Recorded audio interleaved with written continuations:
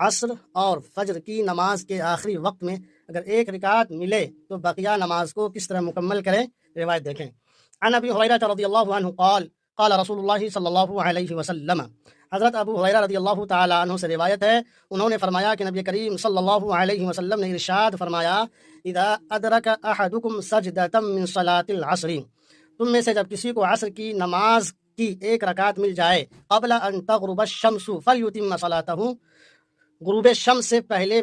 تو اسے چاہیے، فلیتم صلاتہ، تو اسے چاہیے کہ اپنی نماز مکمل کرے۔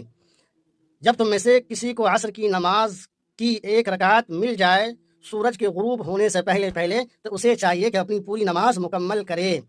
وَإِذَا أَدْرَكَ سَجْدَةً مِّن صَلَاةِ الصُّبْحِ، اور جب کوئی شخص صبح کی نماز یعنی فجر کی نماز کی ایک رکعت پڑھ لے یا پا لے، قبل ان تطلع الشمس، سورج کے طلوع ہونے سے پہلے، فَلْيُتِمْ